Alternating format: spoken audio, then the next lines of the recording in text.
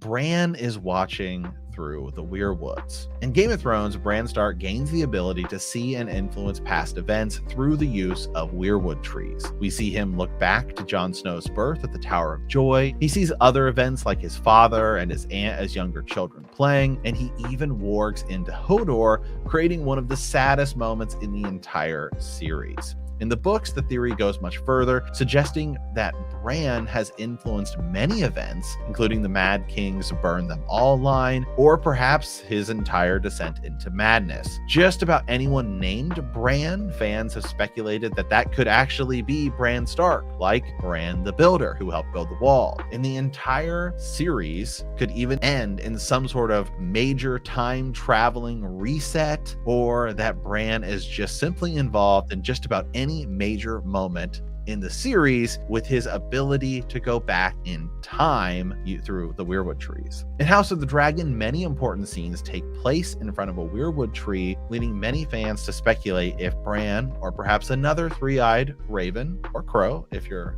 reading the books, is watching these events. So I think we even said this all throughout season 1. Why are they talking in front of the weirwood? Why is there a weirwood in King's Landing? That's not book canon. It shouldn't be there. But for the show canon, I think that they might be hinting at some further connection, whether it be Bloodraven, whether it be Bran. I think that this has some legs. I think that the idea that maybe Bran is watching this history unfold. I'm not saying I'm all in, but I'm just saying maybe. There's two ways to kind of view it, I guess. In the books, some of the events Bran sees, which we don't really get a lot, like so early on, he just has these sort of raven dreams, which are or crow dreams, which are influenced by Bloodraven, the three-eyed crow.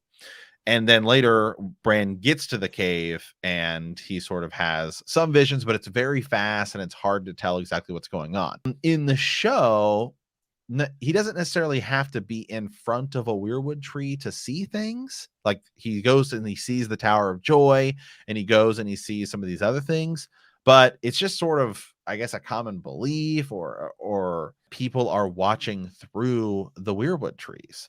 Perhaps it's easier to look at something through a weirwood tree.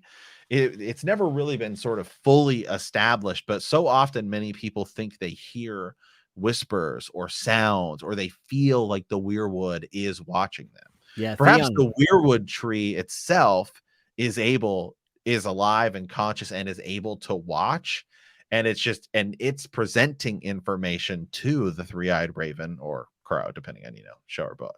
Yeah, the Weirwood Network, the internet of Westeros.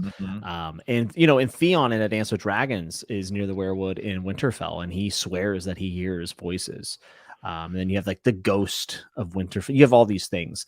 And they all kind of center, at least somewhat, around a weirwood. So I think that this is a really cool theory. I like this one quite a bit. And I would be okay if this is something that, is show only.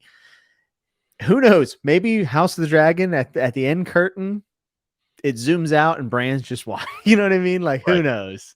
And we're not done yet with the weirwoods. Yeah, I mean, so one of the scenes is Rhaenyra and Alicent talking when they're younger. Yes, right. Many of their conversations take place in front of the weirwood, and it's just interesting to sort of point out that we still don't really know, in all honesty, because we haven't gotten far enough into it, into the books, what role the weirwoods are going to play in sort of the end game, but I believe it's going to be something rather significant.